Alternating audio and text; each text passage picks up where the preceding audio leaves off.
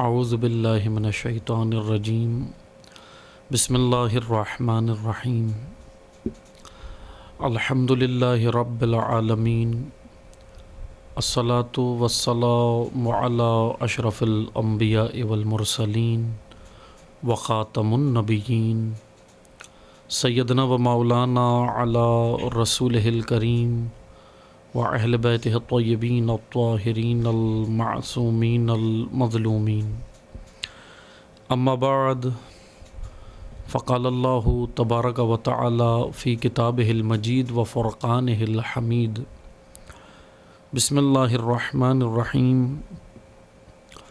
الرحمن علم القرآن خلق الانسان علمہ البیان الشمس والقمر بحسبان والنجم والشجر يسجدان والسماء رفعها ووضع الميزان ألا تطغوا في الميزان وأقيموا الوزن بالقسط ولا تخسروا الميزان والأرض ووضعها للأنام فیہا فاکہۃ والنخل ذات الاکمام والحب ذو العصف والریحان فبأی آلاء ربکما تکذبان۔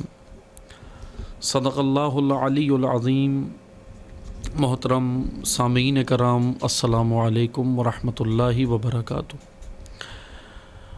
الحمدللہ، اللہ تعالیٰ کی توفیق سے، لطف الہی سے آپ سامعین کی خدمت میں ہم جس موضوع کو ہم نے آغاز کیا ہے طالب علمانہ، جس کی انشاءاللہ ہم تشریح اور تفسیر آپ کی خدمت میں کریں گے، قرآن کریم کا 55واں سورہ مبارکہ رحمان، اس کی ہم نے آپ کی خدمت میں چند آیات کی تلاوت فرمائی ہے، ابتدائی چند آیات کی۔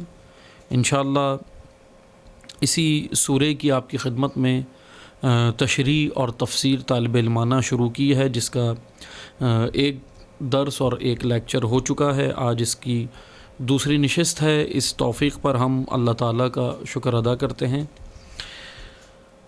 اس سے قبل کہ میں سورہ رحمان کی جن آیات کی تلاوت فرمائی اس کی جانب آؤں، ہم گزشتہ درس سے مربوط رہنے کے لیے میں صرف چند چیزیں آپ کی خدمت میں بیان کروں گا کہ سورہ رحمان قرآن مجید کا 55واں سورہ اور اس کی 78 آیات 78 آیات ہیں، اور ہم نے گزشتہ درس میں، گزشتہ نشست میں یہ بیان کیا تھا کہ سورہ رحمان کو مفسرین نے، علماء نے 5 حصوں میں تقسیم کیا ہے کہ اس کے 5 حصے ہیں۔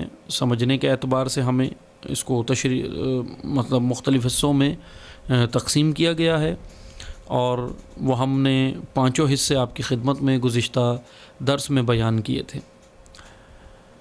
سورہ رحمان کے حوالے سے یا قرآن کریم کے حوالے سے، ثواب کے حوالے سے متعدد روایات موجود ہیں، اور الحمدللہ آپ سنتے بھی ہیں ثواب کے حوالے سے کہ الحمدللہ اللہ تعالیٰ نے ثواب رکھا ہے اور کافی ثواب رکھا ہے، وہ آپ روایات میں سنتے ہیں۔ لیکن ابھی ہمارا موضوع اس سورہ کی آیات کو سمجھنا ہے، اور اللہ تعالیٰ نے اس سورہ میں جو آغاز کیا، جس طرح میں نے آپ کی خدمت میں بیان کیا تھا گزشتہ درس میں، کہ ایک حدیث ہے پیغمبر اکرم صلی اللہ علیہ وآلہ وسلم کی، اور وہ حدیث یہ ہے کہ ہر ایک کے لیے ایک عروس ہے، اور قرآن کی عروس سورہ رحمان ہے، اور عروس کی وضاحت ہم کر چکے ہیں، یعنی دلہن جس کا معنی کیا جاتا ہے عام بول چال کے اندر، اور اس کی وضاحت ہم گزشتہ درس میں کر چکے ہیں کہ عروس القرآن سورہ رحمان کو قرار دیا۔ سورہ رحمان کی جانب ہم آتے ہیں انشاءاللہ، اور اللہ تعالیٰ کا فرمان ہے اس سورہ میں، آغاز یہاں سے ہو رہا ہے کہ الرحمن، اللہ تعالیٰ کے اسم اعظم سے اس کا آغاز ہو رہا ہے، اور وہ صفت رحمان سے آغاز ہو رہا ہے، اور واقعاً یہ بڑی معنی خیز بات ہے کہ رحمان ایک ایسی صفت ہے اللہ تعالیٰ کی کہ جو مخلوق کے لیے استعمال نہیں کی جا سکتی۔ جیسے دیگر صفات ہیں، اللہ رحمان کے ساتھ رحیم بھی ہے. جیسے ہم جیسے ہم بسم اللہ الرحمن الرحیم جب پڑھتے ہیں تو اس میں رحمان و رحیم دونوں صفت الہی کا تذکرہ ہو رہا ہے. لیکن صفت رحمان مختص ہے اللہ کی ذات کے ساتھ، ذات حق کے ساتھ، واجب الوجود ذات کے ساتھ مختص ہے. یہ ہم مخلوقات کے لیے استعمال نہیں کر سکتے. جیسے رحیم کا لفظ ہم استعمال کرتے ہیں، صفت رحیمیت ہم مخلوق کے لیے بھی استعمال کر سکتے ہیں، لیکن بہرحال وہ بھی ایک الگ ایک موضوع ہے کہ ہم اس طرح اللہ کی تسبیح کریں، اس طرح اللہ کی حمد و ستائش کریں کہ اس کے اندر شرک کا شائبہ بھی موجود نہ ہو. شرک تو کجا، شرک کا شائبہ بھی موجود نہ ہو. یعنی بعض اوقات انسان حمد الہی کر رہا ہوتا ہے، بعض اوقات انسان ثناء پروردگار کر رہا ہوتا ہے اپنے تئیں، اپنے تحت، لیکن وہ سمجھ رہا ہوتا ہے کہ میں حمد باری تعالیٰ کر رہا ہوں، لیکن وہ حمد کے بجائے شرک کر رہا ہوتا ہے اس کے اندر، اور وہ غیر محسوس طریقے سے کر رہا ہوتا ہے، غیر دانستہ طور پہ کر رہا ہوتا ہے، معلوم نہیں ہوتا اس کو. وہ تو یہ سمجھ رہا ہوتا ہے کہ میں حمد باری تعالیٰ بجا لا رہا ہوں، یا میں اللہ تعالیٰ کی حمد و ستائش بجا لا رہا ہوں، لیکن بعض اوقات وہ شرک کر رہا ہوتا ہے. جیسے اللہ تعالیٰ کی صفات کو منزہ کرنا ہے صفات مخلوق سے، یعنی ایسی تعریف اللہ تعالیٰ کی جو ہے وہ کی جائے، یا ایسی تعریف بیان کی جائے کہ جس میں مخلوق کی صفت شامل نہ ہو، یا مخلوق اللہ کی، یعنی میں اگر اس کو علمی اصطلاح میں کہوں تو ذات واجب الوجود جو اللہ کی ذات ہے، اس کی جو صفات ہیں وہ انسان کے اندر ہیں، انسان کے اندر عیاں ہو سکتی ہیں، انسان اس کا مظہر ہے. لیکن جب ہم ان صفات کو مخلوق سے اللہ کی جانب پلٹائیں گے، یعنی ممکن الوجود سے ذات واجب الوجود کی جانب جب ان صفات کو پلٹائیں تو اتنی منزہ طریقے سے ہوں کہ جس کے اندر شرک نہ ہو. ایسی حمد کو واقعاً پھر حمد کہا گیا ہے، جس کو اللہ تعالیٰ بھی قبول کرتا ہے. ہم آتے ہیں اس کی جانب کہ رحمان اللہ تعالیٰ کی صفت خاصہ ہے، مخصوص صفت ہے، مختص صفت ہے جو اللہ کے ساتھ ہے. یعنی رحیم اللہ کی صفت یا دیگر صفات الہیہ وہ سب کی سب رحمانیت کے اندر آتی ہیں. یعنی ایک یہ کہہ لیں کہ ایک مرکزی صفت اللہ تعالیٰ کی رحمان ہے، کہ وہ ذات رحمان ہے. جیسے ہم قرآن کریم میں دیکھتے ہیں کہ پیغمبر اکرم صلی اللہ علیہ وآلہ وسلم جو اللہ تعالیٰ کی سب سے افضل ترین مخلوق ہیں کائنات میں، تو پیغمبر اکرم صلی اللہ علیہ وآلہ وسلم کے بارے میں بھی اللہ تعالیٰ اگر کوئی صفت قرآن میں بیان کرتا ہے تو کہیں پر ان کو رعوف بھی کہتا ہے اللہ، اور کہیں پر رحیم بھی کہتا ہے کہ پیغمبر تمہارے لیے رعوف بھی ہیں اور رحیم بھی ہیں. لیکن کہیں پر اللہ نے پیغمبر اکرم کے لیے رحمان کا لفظ استعمال نہیں کیا، کیونکہ رحمان مختص ہے واجب الوجود کے ساتھ.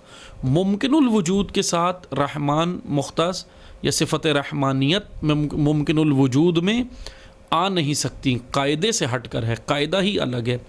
اور جیسا میں نے عرض کیا تھا کہ گزشتہ درس میں ہم نے عرض کیا تھا کہ یعنی مثلا لا محدود کے اندر سما نہیں سکتا. ممکن الوجود محدود ہے، ممکن الوجود محدود ہے، اور واجب الوجود لا محدود ہے. اس لیے لا واجب الوجود ممکن الوجود میں سما نہیں سکتا، بالکل محال ہے. اسی طرح صفت رحمانیت اللہ کی وہ فقط اللہ کے ساتھ مخصوص ہے، وہ کسی مخلوق یا ممکن الوجود کے ساتھ مخصوص نہیں کر سکتے، یا اس کے لیے ہم استعمال بھی نہیں کر سکتے. یہ اللہ تعالیٰ نے اس سورہ کا آغاز یہاں سے کیا ہے کہ الرحمن اللہ کی صفت خاصہ کا ذکر ہو رہا ہے. آگے اللہ تعالیٰ کا فرمان ہے آیہ دوم میں علم القرآن خلق الانسان علمہ البیان. یہ 4 آیات ہیں، یعنی پہلی آیت الرحمن، دوسری آیت علم القرآن، آیہ سوم تیسری آیت خلق الانسان، چوتھی آیت علمہ البیان۔ اللہ تعالیٰ کا فرمان ہے، الرحمن کے بعد اللہ تعالیٰ کہتا ہے کہ ہم نے علم القرآن، قرآن کا علم دیا، قرآن سکھایا، خلق الانسان، پھر آگے اگلی آیت میں اللہ تعالیٰ کہہ رہا ہے کہ ہم نے انسان کو خلق کیا، پیدا کیا، خلق کیا۔ پھر آگے آیت کہہ رہی ہے علمہ البیان، پھر ہم نے اس انسان کو بیان عطا کیا، بیان کرنا سکھایا، بیان عطا کیا۔ ہماری بحث اسی سورہ کے اندر ہے آج، انہی آیات کے اندر ہے آج انشاءاللہ، کہ اللہ تعالیٰ نے کہا علم القرآن، پھر کہا خلق الانسان۔ یعنی اگر ہم ترتیب دیکھیں، اگر قاعدہ دیکھیں تو ہونا تو یہ چاہیے تھا کہ پہلے ہوتا خلق الانسان، پھر ہوتا علم القرآن۔ یعنی اللہ تعالیٰ کہہ رہے ہیں ہم نے قرآن کا علم دیا، پھر آیت کہہ رہی ہے کہ انسان کو خلق کیا۔ بھئی قاعدہ کیا ہے؟ قانون تو یہ ہے نا کہ پہلے یہ بیان ہو کہ ہم نے انسان کو خلق کیا، پھر کہا جائے کہ ہم نے قرآن کی تعلیم دی۔ لیکن یہاں پر اس طرح نہیں ہے، آیت اس طرح نہیں ہے، آیا اس طرح ہے کہ علم القرآن، پہلے قرآن کا علم ہے، خلق الانسان، پھر انسان کی خلقت ہے، اور پھر ایک اور علم کا تذکرہ اگلی آیت میں کیا جا رہا ہے کہ علمہ البیان، پھر ہم نے اس انسان کو بیان عطا کیا۔ اب ہم نے یہاں پر یہی دیکھنا ہے، اللہ تعالیٰ نے خلقت انسان سے پہلے اگر خدا یہ کہتا کہ مثلاً ہم نے قرآن کو نازل کیا، تو بھی بات چلیں سمجھ آتی کہ اللہ تعالیٰ نے خلقت انسان سے پہلے قرآن نازل کیا، انبیاء کے لیے کیا یا کسی اور مخلوق کے لیے کیا۔ لیکن یہاں پر اللہ نے نزول کا لفظ استعمال نہیں کیا، بس اللہ تعالیٰ یہ نہیں کہہ رہا کہ نزول کی بات نہیں ہو رہی، تعلیم قرآن کی بات ہو رہی ہے، تعلیم قرآن کی۔ اسی لیے ہمیں یہاں پر یہی سمجھنا ہے کہ تعلیم قرآن کیا ہے، نزول قرآن کیا ہے، کیونکہ قرآن کریم ایک مجرد حقیقت ہے، ایک مجرد حقیقت ہے۔ جیسے قرآن کے لیے، قرآن کریم نے ہی، قرآن کریم میں ہی اللہ تعالیٰ نے قرآن کریم میں قرآن کے لیے دو جملے استعمال کیے ہیں، انزال اور تنزیل۔ انزال بھی نازل ہونے کو کہتے ہیں اور تنزیل بھی نازل ہونے کو کہتے ہیں۔ اب ہم نے یہاں پر یہی سمجھنا ہے، توجہ سے سنیں۔ انزال ایسے نزول کو کہتے ہیں جو اجمالی طور پر ہو، جیسے سورہ قدر میں ہے کہ انا انزلناہ فی لیلۃ القدر، انزلنا، یہاں پر انزال کا لفظ استعمال ہے۔ تو انزال کہتے ہیں اجمالی طور پر نزول، ایک ساتھ، اور تنزیل کہتے ہیں تدریجاً، آہستہ آہستہ، آیت با آیت۔ یہ فرق ہے انزال اور تنزیل میں۔ لیکن خداوند تبارک و تعالی نے قرآن کریم میں قرآن کے بارے میں دونوں الفاظ استعمال کیے، انزال بھی اور تنزیل بھی۔ اب ہم نے یہی سمجھنا ہے، نزول اگر ہمارے سمجھ آئے گا، نزول قرآن جب ہمارے سمجھ آئے گا تو پھر ہمیں یہ بھی سمجھ آئے گا کہ یہاں پر علم القرآن پہلے کیوں ہے اور خلق الانسان بعد میں کیوں ہے۔ نزول قرآن کی حقیقت ہم نے سمجھنی ہے، کیونکہ نزول کے حوالے سے، نزول قرآن کے حوالے سے جیسے ہی مثلاً ہم نزول قرآن کی بات کرتے ہیں، نازل ہونے کی، تو سب سے پہلے جو ہمارے ساتھ ایک مشکل پیش آتی ہے وہ یہ کہ ہمارے اذہان، ہمارے ذہن مصادیق کے اسیر بنے ہوئے ہیں، یعنی مصداق کے اندر پھنس جاتے ہیں، جس کی وجہ سے مفہوم کلی ہم سے چھوٹ جاتا ہے، ہم پھر اس مفہوم کلی کو سمجھ نہیں پاتے۔ مثلا مصداق اس طرح کہ جیسے ہی نزول کا نام آتا ہے یا نزول کا لفظ استعمال کیا جاتا ہے کہ نزول قرآن، تو ہمارے ذہن میں آتا ہے اوپر سے نیچے، اوپر سے نیچے، آسمان سے نیچے کی جانب۔ البتہ لغت کے اعتبار سے، لغوی اعتبار سے نزول کا معنی اوپر سے نیچے آنا ہی ہے، ٹھیک ہے، یہ غلط نہیں ہے، درست ہے کہ اوپر سے نیچے آنا، لیکن ہم نے یہی سمجھنا ہے کہ نزول قرآن سے مراد کیا لی گئی ہے، نزول قرآن کس طرح ہوا ہے، ذات گرامی پیمبر اکرم یا قلب نورانی پیمبر اکرم صلی اللہ علیہ وآلہ وسلم پر نزول قرآن کی کیفیت کیا ہے، نزول قرآن کا طریقہ کیا ہے، نزول قرآن کس طرح ہو رہا ہے۔ اور جب ہمارے نزول قرآن سمجھ آئے گا تو پھر ہمیں علم القرآن و خلق الانسان، یہ دونوں باتیں پھر ہمیں سمجھ آئیں گی، کیونکہ خلقت انسان کا بعد میں تذکرہ ہے اور تعلیم قرآن کا پہلے تذکرہ ہے۔ بس عزیزان محترم توجہ سے سنیں، اب یہاں پر نزول قرآن کی جیسی باری آتی ہے تو نزول قرآن سے مراد یہ نہیں ہوتی کہ صرف اوپر سے نیچے، جیسے جبرائیل علیہ السلام آتے تھے اور پیغمبر اکرم کو آ کر صفحات دیتے تھے، جیسے آج ہمارے پاس قرآن موجود ہے نا، جلدوں میں، حاشیوں میں، صفحات میں، جیسے ابھی میرے سامنے رکھا ہوا ہے صفحوں کے اندر موجود ہے۔ تو حضرت جبرائیل علیہ السلام اللہ کے نبی کو آ کر اس طرح نہیں دیتے تھے کہ مثلا آ کر کوئی ایک صفحہ دیا اور کہا کہ آج پڑھ کر سنا دیں، اس طرح نہیں ہے۔ نزول قرآن یعنی قرآن فہم انسان کے برابر ہو گیا، فہم انسان کے مطابق ہو گیا۔ نزول کا معنی یہ ہے کہ پہلے یہ قرآن انسانی اذہان کی ہدایت کے قابل نہیں تھا، یا انسانی اذہان کی سطح کے مطابق، قابل سے مراد سطح انسانی، فکر انسانی، عقل انسانی، کیونکہ عقل انسانی ایک محدود ہے اور قرآن کلام الہی ہے، تو جس طرح ذات حق واجب الوجود ذات لامحدود ہے، محدود نہیں ہے، اللہ کی ذات لامحدود ہے، تو اسی طرح صفت الہی لامحدود ہیں اور اسی طرح کلام الہی خود لامحدود ہے۔ قرآن کریم، اب ہم نے یہی ایک مسئلہ سمجھنا ہے نا کہ قرآن کریم محدود، لامحدود، ایک لامحدود حقیقت محدود عقل میں کس طرح سما سکتی ہے، سوال یہ ہے نا۔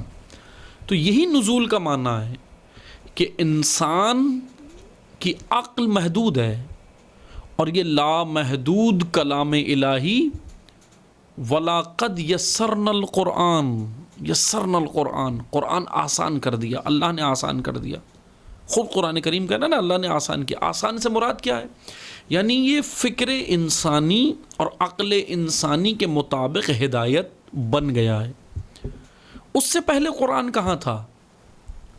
لا یمسہ الا المطہرون، قرآن کہہ رہا ہے، خود قرآن کہہ رہا ہے کہ اس کو مطہرون کے علاوہ کوئی اس کو لمس نہیں کر سکتے تھے، درک نہیں کر سکتے تھے، سمجھ نہیں سکتے تھے۔ اب جیسے ہی مطہرون کی باری آتی ہے تو ہم کیونکہ میں نے کہا نا کہ ہمارے ذہن جو ہے وہ مصداق کے اسیر ہیں، اس لیے ہم فوراً چلے جاتے ہیں حدث و خبث میں کہ حدث و خبث سے جو پاک ہے وہ مطہرون ہے۔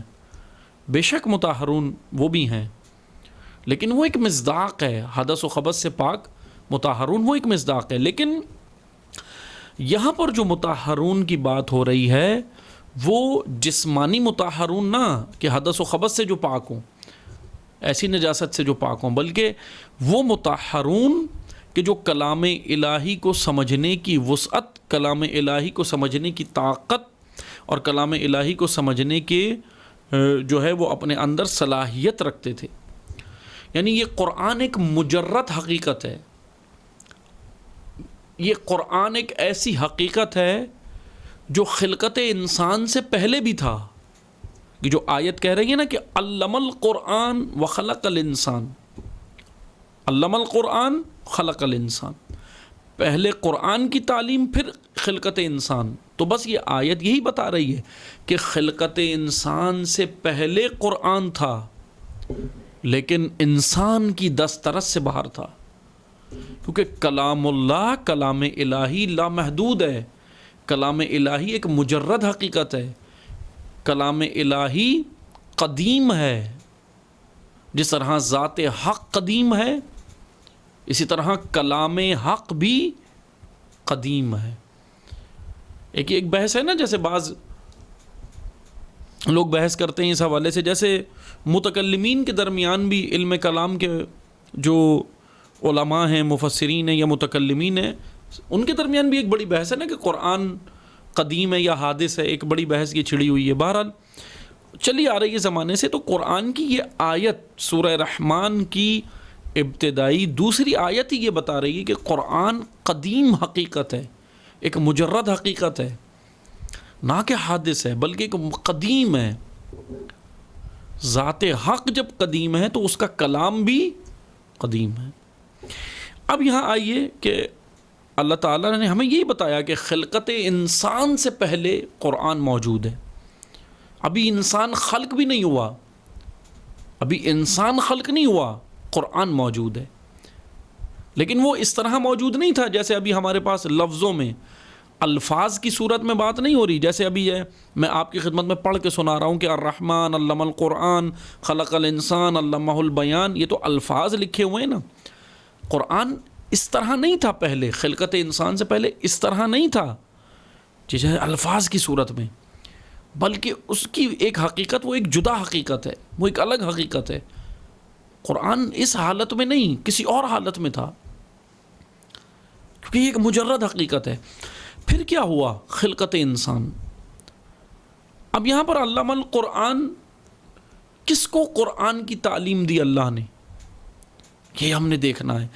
یعنی نزول سے مراد یہ ہے کہ پیغمبر اکرم کے قلب نورانی پر قرآن، ایسا نہیں ہے کہ جبرائیل صفحات لا کے بتاتے تھے، بلکہ اللہ نے جب حضور نبی کریم صلی اللہ علیہ وآلہ وسلم کو اس دنیا میں بھیجا ظاہری طور پہ، تو حضور جب آئے ہیں تو ان کے قلب نورانی میں اللہ نے کیونکہ ان کی پیغمبر اکرم کو مبعوث کیا۔ مبعوث کہتے ہیں تیار کر کے بھیجنے کو، بغیر تیاری سے نہیں بھیجا۔ اللہ نے کسی نبی کو بغیر تیار کر کے نہیں بھیجا، تیاری سے پیغمبر اکرم کو مبعوث کیا اللہ نے۔ بعثت پیغمبر اکرم کا معنی کیا ہے؟ تیار شدہ۔ تو جب پیغمبر اکرم کی بعثت اللہ نے کی تو ان کے قلب نورانی میں اللہ نے قرآن رکھا۔ قلب نورانی سے مراد کیا ہے؟ اب قلب وہ ہمارے ذہن میں یہ دل نہ آئے جیسے ہمارا بدن کا دل ہے، وہ دل نہیں ہے، بلکہ قلب نورانی سے مراد یہ ہے کہ ذہن پیغمبر اکرم میں، عقل پیغمبر اکرم میں، در ادراک پیغمبر اکرم میں قرآن اللہ نے رکھا۔ اب یہ جو جبرائیل علیہ السلام آ کر پیغمبر اکرم کو کہہ رہے ہیں، وہ یہ نہیں کہہ رہے کہ صفحہ لے کر نہیں آ رہے کہ آج پہلا صفحہ پڑھ کے سنائیے، آج دوسرا صفحہ پڑھ کے سنائیے، بلکہ جبرائیل آ کر پیغمبر اکرم کو یہ کہہ رہے ہیں، حکم الہی یہ لا رہے ہیں کہ آپ کے قلب نورانی میں جو حقیقت ایک موجود ہے، آپ کی عقل، ذہن، آپ کی فکر، آپ کی ادراکات میں جو الہی کلام اللہ نے جس کو ثبت کیا ہے، ڈال دیا ہے، جو موجود ہے، آپ اس کو پڑھ کر آج اس میں سے یہ کلام، یہ آیت، یہ پڑھ کر امت کو سنا دیں۔ یہ ہے نزول، یعنی قرآن نازل ہوا۔ کس پہ نازل ہوا؟ ذات پیغمبر پر نزول قرآن ہو چکا، اب ذات پیغمبر کے ذریعے سے یہ قرآن عوام الناس کے لیے نازل ہوا یعنی عوام الناس کی ہدایت، عوام الناس کے لیے یہ ہدایت ہے، عوام الناس کی روزمرہ امور، روزمرہ روٹین کی لائف کے اندر اب جو حقیقت، اس کے لیے قانون اللہ نے بھیجا ہے وہ قرآن ہے۔ عزیزان محترم، علم القرآن خلق الانسان، قرآن ایک حقیقت ہے، یہ موجود تھا، پھر اللہ نے انسان کو خلق کیا، اور پھر کیا ہوا؟ علمہ البیان، پھر اس کو ایک حقیقت عطا کی کہ اس کو بیان بھی عطا کیا۔ اب یہ ایک الگ بحث چھڑ جاتی ہے آگے آیت کے اندر۔ تعلیم کا ذکر پہلے، پھر خلقت کا، اور پھر تعلیم کا۔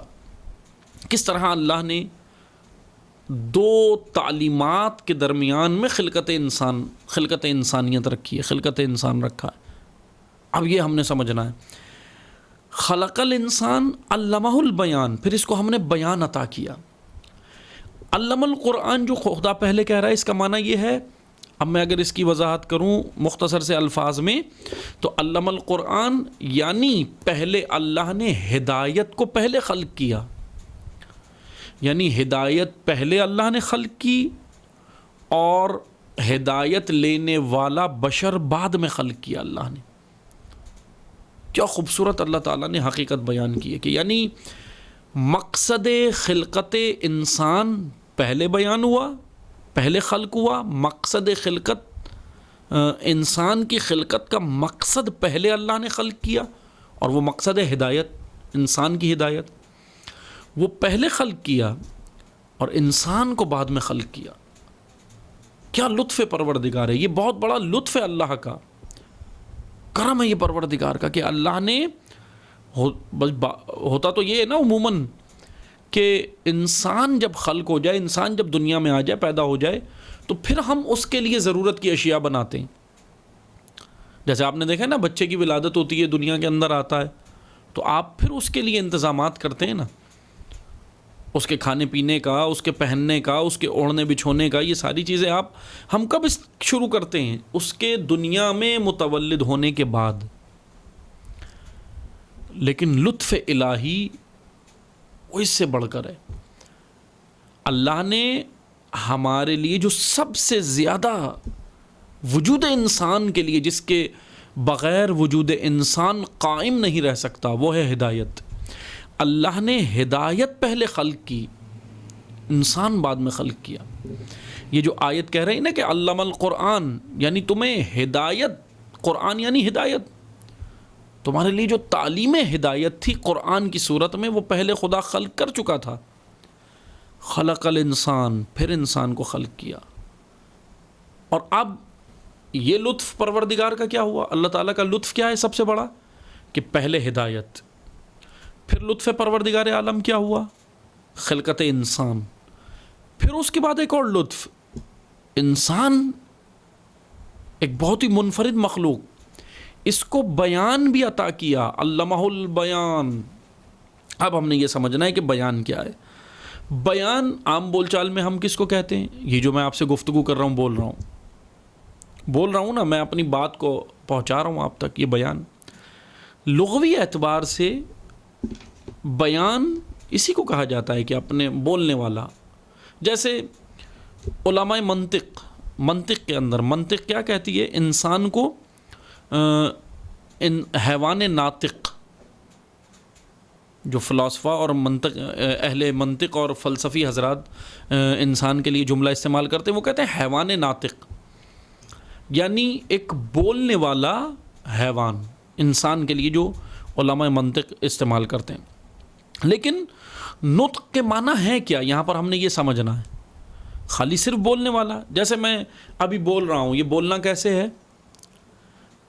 مثلا اس بولنے کے پیچھے بھی بہت سارے جسم کے بہت سارے مراحل ہیں، پھیپھڑے ہیں، پھیپھڑوں کے اندر ہوا جاتی ہے، ہوا کے ذریعے سے پھر وہ سارا پروسیس اندر ہمارے بدن کے اندر ہے کہ کس طرح وہ نلیوں سے نالیوں سے ہوتی ہوئی آتی ہے، باہر آتی ہے، پھر وہ ہمارے نرخرے سے ٹکراتی ہے، نرخرے سے ٹکرا کر جو ہے وہ ہڈیاں بجتی ہیں ہمارے حلق کے اندر، اور پھر وہ ہڈیاں بجنے سے ایک صوت پیدا ہوتی ہے، اور اس صوت کے لیے زبان بھی چاہیے، اس صوت کے لیے پورا منہ میں، یہ جتنا منہ کے اندر جتنا جبڑا ہے یہ چاہیے، منہ چاہیے، پھر وہ جا کر وہ صوت اور آواز منہ سے نکلتی ہے جو ابھی آپ میرے منہ سے سن رہے ہیں۔ یہ ہے صوت، یہ ہے آواز۔ لیکن یہ پیدا کیسی ہوئی؟ یہ بدن کے اندر بہت سارے مراحل سے گزر کر پیدا ہوئی ہے۔ لیکن بیان کیا ہے؟ کیا اسی بولنے کی وجہ سے، اس صوت کی وجہ سے، اس آواز کی وجہ سے اہل منطق انسان کو حیوان ناطق کہتے ہیں؟ یہی نطق ہے؟ یہ نطق نہیں ہے، نطق کوئی اور چیز ہے۔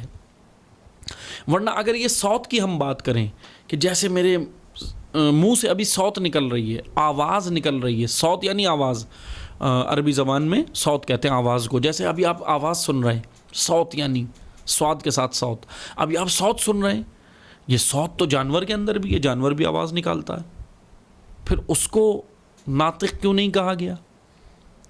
تو ہم نے یہی سمجھنا ہے کہ صوت اور چیز ہے، آواز اور چیز ہے، بیان اور چیز ہے، نطق اور چیز ہے۔ یہاں یہ جو ہم بول رہے ہیں، معانی اور مفاہیم اور دیکھی ہوئی چیزوں کے درمیان میں رابطہ اور نسبت جو چیز برقرار رکھ رہی ہے وہ ہے بولنا۔ مثلا میرے ذہن میں معنی اور مفاہیم ہے، میں نے کوئی شے دیکھی ہے، میں نے مثلا یہ مائک دیکھا ہے، میں نے یہ ٹیبل دیکھی ہے، میں نے یہ کرسی دیکھی ہے، میں نے یہ کمرہ دیکھا ہے، فرض کریں۔ اب میرے ذہن میں ہے کمرہ، میرے ذہن میں ہے مائک، میرے ذہن میں ہے کرسی اور ٹیبل، میرے ذہن میں ہے کتاب، لیکن اس کے اور دیکھی ہوئی چیزوں کے اور یہ بولنے کے درمیان میں کیا چیز نسبت برقرار کرتی ہے، کیا چیز نسبت برقرار کر رہی ہے؟ مثلا میں نے سمندر دیکھا، لیکن اب میرے ذہن کے اندر سمندر آ گیا، اب یہ جو میرے زبان سے سمندر نکل رہا ہے یہ آواز ہے، یہ صوت ہے، لیکن اس صوت کے پیچھے اور وہ جو ذہن میں سمندر تھا اور یہ جو آواز ہے، ان دونوں کے درمیان میں ایک رابطہ ہے، ایک رابطہ ہے۔ ذہن میں میرے سمندر تھا، آواز منہ سے صوت نکل کر بتا رہی ہے سمندر، لیکن ان دونوں کے درمیان میں ایک رابطہ ہے، اس رابطے کو استعداد کہتے ہیں، صلاحیت کہتے ہیں، اس صلاحیت کو علماء منطق نطق کہتے ہیں، اور اسی کو اللہ تعالیٰ نے قرآن کریم میں بیان کہا ہے۔ بیان یعنی اپنا ما فی الضمیر بیان کرنے والا، پہنچانے والا، ما فی الضمیر۔ یہ صلاحیت انسان حیوان میں نہیں ہے، یہ صلاحیت جانور میں نہیں ہے۔ جانور کے ذہن میں سمندر ہے، اس کی آواز کیا ہمیں بتا رہی ہے کہ وہ کیا کہہ رہا ہے کہ سمندر؟ نہیں بتا سکتی اس کی آواز، اس کی صوت نکل رہی ہے، لیکن وہ صوت کے پیچھے ذہن اور صوت، ذہن اور یعنی مفہوم اور آواز، ان دونوں کے درمیان میں جو رابطہ اور استعداد اور صلاحیت ہے، اسی صلاحیت کو بیان کہتے ہیں، اسی کو نطق کہتے ہیں علماء منطق۔ اللہ کا سب سے بڑا لطف کیا ہے انسان پر کہ اس نے انسان کو بولنے والا بنایا ہے، بولنے والا۔ کیسا بولنے والا؟ بولنے والا تو جانور بھی ہے، آوازیں نکالتا ہے، لیکن ایسا بولنے والا جس کے پاس بیان ہے، اپنے ما فی الضمیر کو سمجھانے کی صلاحیت ہے۔ یعنی میرے ذہن میں جو ما فی الضمیر ہے، میں دیکھ رہا ہوں کرسی مجھے نظر آ رہی ہے، میں دیکھ رہا ہوں درخت مجھے نظر آ رہے ہیں، میں دیکھ رہا ہوں کہکشانیں مجھے نظر آ رہی ہیں، میں دیکھ رہا ہوں زمین و آسمان مجھے نظر آ رہے ہیں، لیکن ان زمین و آسمان کو آواز کی صورت میں مجھے دوسرے انسان تک پہنچانا ہے، اور اس تک پہنچانے کے لیے مجھے ایک صلاحیت کی ضرورت ہے، اور اسی صلاحیت کو قرآن کریم نے بیان کہا ہے۔ یہ ہے لطف پروردگار۔ اللہ نے کیا عطا کیا؟ علم قرآن یعنی ہدایت، پھر خلقت انسان، اب انسان کی خلقت، اور پھر تیسرا مرحلہ علمہ البیان، اس انسان کو بیان بھی عطا کیا ہے، یعنی یہ اچھے طریقے سے اپنے ما فی الضمیر کو دوسرے تک پہنچا سکتا ہے۔ اب یہ بہت ہی اہم نقطہ ہے کہ ما فی الضمیر اگر نہ ہوتا انسان کے اندر پاس، اگر یہ بیان نہ ہوتا تو جانتے ہیں کیا ہوتا؟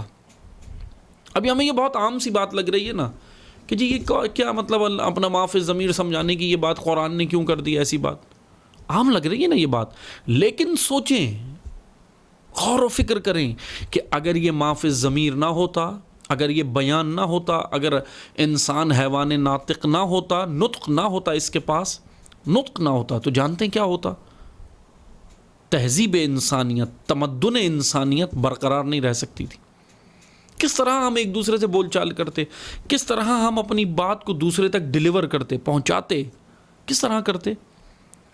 آپ نے دیکھا ہے نا، جانوروں کی زندگی دیکھی ہے، جانور رہتے ہیں، زندگی گزارتے ہیں، بالکل پھر انسان اور حیوان میں کوئی فرق ہی نہ رہتا۔ انسان بھی اسی طرح پھر جانور کی طرح رہتا، زندگی گزارتا، سب کچھ کرتا، بچے پیدا کرتا، چارہ چگتا، کھانا کھاتا، سب کچھ کرتا، لیکن اپنے ما فی الضمیر کو پہنچانے کی صلاحیت نہ ہوتی اس میں۔ تو یہ بیان اللہ تعالیٰ کی جانب سے ایک بہت بڑی نعمت ہے، بہت بڑا لطف پروردگار ہے۔ یہ انسان کی خلقت اس طرح ہوئی کہ اس کو بیان عطا ہوا۔ اگر یہ بیان نہ ہوتا تو تہذیب انسانیت نہ ہوتی، تمدن نہ ہوتا۔ پھر آگے آیات بہرحال چل رہی ہیں، الشمس والقمر بحسبان، پھر بڑی خوبصورت آیات ہیں آگے کے، شمس و قمر، پھر اس کے بعد نعمت الہیہ کا ذکر ہو رہا ہے کہ والنجم والشجر یسجدان، کہ نجم اور شجر کے بارے میں ہے، پھر آسمان کے بارے میں ہے، پھر میزان کے بارے میں، یعنی بہت خوبصورت اللہ تعالیٰ نے آگے بڑی نعمتیں بیان کی ہیں. بس علمہ البیان، یعنی ایسی نعمت الہی پروردگار کی کہ جس کے ذریعے سے انسان کیا کر رہا ہے، بیان و قلم کے ذریعے سے خود انسان تہذیب کو اور تمدن کو محفوظ کر رہا ہے. آپ دیکھیں، ایک اللہ نے 2 نعمتوں کا ذکر کیا قرآن کریم میں انسان کے لیے خصوصی مختص، ایک بیان اور ایک قلم. قلم کیا ہے؟ اب میں پھر دوبارہ وہی جملہ کہوں گا کہ جیسے ہی ہمارے ذہن میں کوئی لفظ آتا ہے ہمارے ذہن میں اس کی مصداق آ جاتا ہے. اب جیسے ہی میں قلم کہوں گا آپ کے ذہن میں وہی قلم آ جائے گا جس سے آپ لکھتے ہیں. پین، ابھی سب کے ذہن میں یہ آئے گا نا، پین، بال پین، انک پین، پینسل، یہ آ جائے گی ذہن میں کہ اس کو قلم کہتے ہیں. یہ قلم مفہوم کلی نہیں ہے، یہ قلم کا مصداق ہے. یہ بھی ایک طرح قلم ہے کیونکہ اس سے بھی آپ بہت ساری چیزیں محفوظ کر رہے ہیں، لکھ رہے ہیں. آج کے عصر میں، ہمارے عصر میں، آج ہم جس عصر میں ہیں تو اس میں ہمیں کوئی چیز لکھنے کے لیے، محفوظ کرنے کے لیے کیا کرنا پڑے گا؟ اسی قلم کا سہارا لینا پڑے گا. پین سے لکھنا ہے، پینسل سے لکھنا ہے، یہ قلم ہی ہے. لیکن وہ جو قلم، اب ہم پچھلے ادوار پہ جائیں، کیا پچھلے ادوار میں آج سے مثلاً 1000 سال پہلے کیا یہ قلم تھا؟ یہ پین تھے آپ کے پاس؟ مثلا یہ جو آپ پینسل استعمال کرتے ہیں، ڈالر کے پین استعمال کرتے ہیں، بال پین استعمال کرتے ہیں، انک پین استعمال کرتے ہیں، کیا 1000 سال پہلے یہ بال پین تھے، انک پین تھے؟ نہیں تھے. لیکن قلم تھا، قلم تھا. قلم کے یہ مصادیق ہیں، یہ مصادیق قلم ہیں. یعنی کس طرح تھا قلم؟ قلم یعنی محفوظ کرنے کی صلاحیت، بیان یعنی پہنچانے کی صلاحیت، قلم محفوظ کرنے کی صلاحیت کو کہتے ہیں. انسان میں یہ دونوں صلاحیتیں اللہ نے رکھی ہیں کہ وہ اپنے معافِ ضمیر کو پہنچا بھی سکتا ہے، اچھے طریقے سے بیان بھی کر سکتا ہے اور محفوظ بھی کر سکتا ہے. آپ نے دیکھا نا ہم تک یہ روایات پہنچی ہیں، آج سے 1000 سال پرانی روایات، آج سے 1400 سال پرانی. مثلا ائمہ معصومین علیہ السلام نے یہ فرمایا، پیغمبر اکرم صلی اللہ علیہ وسلم نے یہ فرمایا، احادیث کی کتب موجود ہیں، فقہ کی کتب موجود ہیں، کتنی ساری کتب موجود ہیں. اب یہ آج اگر ہمیں صفحوں کی صورت میں نظر آتی ہیں، جلدوں کی صورت میں نظر آتی ہیں، حاشیوں کی صورت میں نظر آتی ہیں، اور آج ہم اس کو پین سے، جو ہمارے پاس ہے پین یا پینسل جو بھی، ہم اس سے جب اتارتے ہیں تو آج ہم اس طریقے سے اس کو دیکھ رہے ہیں. لیکن جب یہ جمع ہوئیں گزشتہ ادوار میں، یہ جو روایات جب جمع ہوتی تھیں تو کیا اس طرح صفحات تھے یا اس طرح پین تھے؟ نہ، ان کے محفوظ کرنے کا طریقہ اور تھا. بعض لوگ جانوروں کی کھالوں کے اوپر لکھتے تھے، اس کو محفوظ کرتے تھے، بعض کسی لکڑیوں کے اوپر لکھ کر محفوظ کرتے تھے. اب وہ لکھنے کے لیے ظاہر سی بات ہے پین سے تو نہیں لکھا جاتا، جانور کی کھال کے اوپر اور لکڑیوں کے اوپر. مختلف طریقوں سے جو ہے وہ انسان جو ہے وہ اس اپنے بیان کو اور انسان اس کلام کو محفوظ کرتا تھا.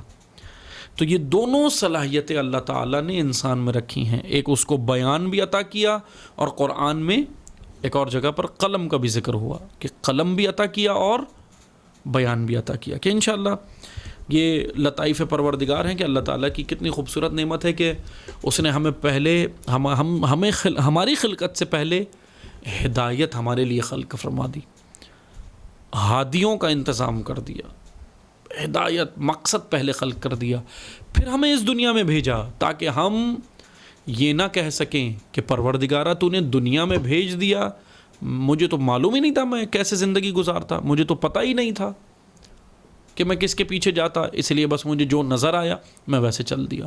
اس لیے اللہ نے ہم سے یہ سارے جواز چھین لیے. ہم یہ نہیں کہہ سکتے کہ میں دنیا میں آیا مجھے پتہ نہیں تھا کہ کیسے چلنا ہے، کیا کرنا ہے. خدا نے ہادی پہلے بھیجے، خدا نے ہدایت پہلے خلق کر دی، خدا نے مقصد خلقت انسان پہلے خلق کر دیا، انسان کو بعد میں خلق کیا. اور وہ ہدایت علم القرآن، قرآن کریم ہے. آج یہ قرآن موجود ہے، ایک مجرد حقیقت ہے، قدیم ہے، کلام اللہ ہے، لامحدود کلام ہے، کلام الہی ہے، اس کی جانب ہم آئیں، اس کی جانب رغبت کریں۔ قرآن ہماری زندگیوں کو سنوار سکتا ہے، فقط ایک یہ کتاب ہے دنیا میں۔